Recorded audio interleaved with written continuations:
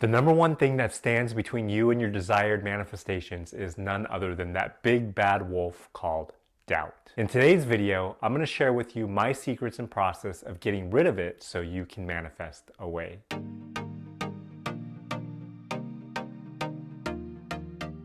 Welcome back to my channel, or welcome if this is your first time. My name's Jason and I make videos to help you discover the infinite potential within yourself to create the life, love, and dreams that you truly deserve. If you like content like that, please feel free to tap on that subscribe button down below, and also remember to hit that notification bell so you'll be notified of upcoming videos when they drop. So you're on your way of creating and attracting the life that you truly desire. Whether it's a healing, money, relationship, rejuvenation, growing taller after a certain age, anything that you want to manifest into physical reality, the only thing that really gets in the way of you being able to manifest is not believing it's possible. Before I share my process of how I remove doubt from the manifestation equation, let's first review the underlying nature of how conscious creation, aka law of attraction, works. It's pretty simple. Your thoughts create your reality, so this means that whatever it is you focus on is what you'll end up attracting into your life. If you're doubting, then you're basically focusing on law of attraction not working, and guess what you'll get? If you said law of attraction not working, then you would be absolutely right. But the funny thing is, your thoughts are still creating your reality even if you're focused on law of attraction not working, because your thoughts and feelings of doubt will manifest exactly what you are afraid of, which is, in this case, it not working. So in essence, law of attraction is working perfectly. This brings us to the first step in the process of releasing doubt, and that's realizing that doubt gives you the exact opposite of what you want. The funny thing with any negative emotion, which includes doubt, anxiety, worry, frustration, hate, unworthiness, etc., is that we've not only been trained to feel and experience these emotions on a regular basis over time, but we believe that somehow that holding these emotions will protect us in some way. And all of these emotions are basically a form of fear in one way or another. For example, you may feel anxiety when you think about being with your perfect mate. And the reason why you may feel that anxiety is that you're scared that you're not worthy of your perfect mate, or maybe that you'll be hurt. You might feel frustrated because there's an annoying noise outside because you're worried or fearful that the noise won't stop and it'll distract you from your peace or distract you from getting whatever you need to do to get done, and you have no control over it, seemingly. Someone who hates another person more than likely has a fear that this person will do something to infringe on their safety, whether it's physical or psychological or emotional. So as you can see, because we've been falsely taught to understand that we have no control over our physical reality, over the span of our lives, we nurture and develop fear and worry, thinking that by having that fear or doubt or worry, we're protecting ourselves from that situation, when in actuality, the fear, the doubt, or worry we have about any subject is the exact thing that will draw that situation or experience to us over time. Negative emotion is basically like carrying around a big bag of rocks on a long, steep hike. The rocks are useless unless you're trying to build something or throw them at people, and they're heavy and they make you tired, and they'll make your journey much longer, and they'll probably hurt your back. Doubt, fear, anxiety, and negative emotions of all kinds also drain your energy. If you haven't noticed, next time you're in a state of negative emotion, pay attention to how you're feeling energetically and see if you're feeling sluggish or tight or drained. So understanding that doubt and fear do absolutely nothing, and actually from a quantum standpoint does the exact opposite of what you want, then you have every reason to drop it whenever it arises. When you understand this concept, you'll be much more likely to let your doubts go, because you understand that it does nothing to protect you at all. Ask yourself, will feeling like this help me get to where I want to be faster?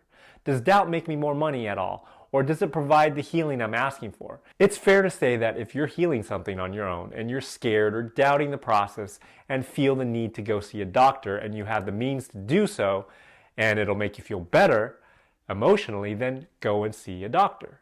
Doubt or fear doesn't do anything but create more incoherent cells in your body, which will cause more problems if not fixed at some point. I've even made it a mantra or affirmation to say, fear doesn't do anything, which helps remind me. Over the 45 to 50 things that I've healed, I've felt fear or doubt every single time, but I got over it. When I discovered my cavity, the dentist told me that my tooth infection might kill me and that I needed to get my tooth yanked out and get an implant. As I told the story before, I told him no and decided to heal myself instead. During the process, there were many times when I felt like I was crazy for having chosen the path that I did, but every time the fear and doubt arose, I remembered that I chose this path and that it was the easier path of the two, honestly, because I really wanted to keep my tooth and didn't want to go through the really painful process of getting an implant, which included cutting my gums, getting a bone graft, drilling screws in my jaw, etc., which sounded really unpleasant. So it was always a good reminder that I made up my mind to not do that, and so it gave me the motivation to drop my fear, because what other choice did I have?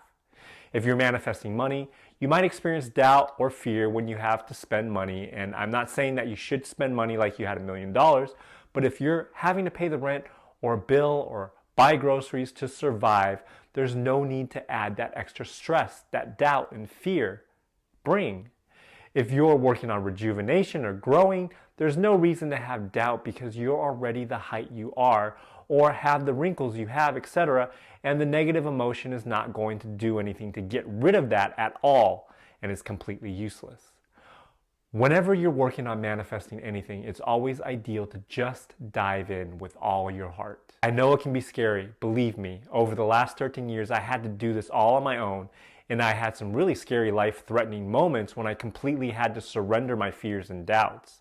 But that's always when the magic happens, when you give up all worry and doubt. So I know a long-winded explanation, but back to the first process. Give yourself the permission to let go of the doubt, because we live in a free will universe in which our intentions create the reality we experience. Permission is a clear signal to the universe that you want something specific. And in this case, you want to release the doubt. So whenever you start having those thoughts of doubt, take a moment and give yourself the permission to let it go. It's really important to pay attention and familiarize yourself with what doubt feels like. It's usually a physical sensation of emptiness in your heart center or your solar plexus or gut area, like a sucking feeling, like energy is being sucked out of you, like an empty feeling. Whenever you feel this way, stop and take a moment to let it go. And the first step is giving permission to let it go. Step 2 is letting it go. Now this takes practice, and it's not only helpful but crucial if you meditate regularly, and will work much better if you have experience meditating. Basically, to let it all go, you're going to do a short mini meditation, anywhere from 1 minute to 3 minutes or however long it takes for you to bring your body back into a calm state of peace. Start noticing your breath. Start taking longer, deep breaths and breathe into your belly, because we hold negative emotions as a feeling in both the heart and stomach. Breathing deeply into your belly will expand both of these energy centers and help physically release the tension in your body. Feel your breath go into your belly and just give it all your attention and focus. At the same time, find the sound of silence, or if you're in a busy environment, see if you can find a droning sound to focus on, like an air conditioner or something, and while you're breathing, listen to that sound so that it's the only thing you hear. Stare at something in front of you that's uninteresting, and just stare so that all you see is whatever it is you're looking at. Doubt and worry are always caused by a thought, and thoughts always come in the form of imagining something either through your auditory senses, like hearing voices telling you things like, it's not going to work, or what am I doing, or what am I going to do, etc. Through your sensory senses, like imagining feeling pain somewhere, and also visually. We imagine things we don't want happening in a mental movie, so by looking, feeling your breath, and listening, you're basically blocking these avenues for doubt and fear to arise. You'll know when the doubt is gone when you feel relaxed and peaceful. This will take some practice to perfect, and which is why developing a regular meditation practice is crucial in order to be able to clear your mind of unwanted things at will. But in order to reprogram your beliefs, which is the only way for you to manifest what you desire when you don't believe you're going to be able to, there really is no other way except to clear your mind out of all the unwanted programming.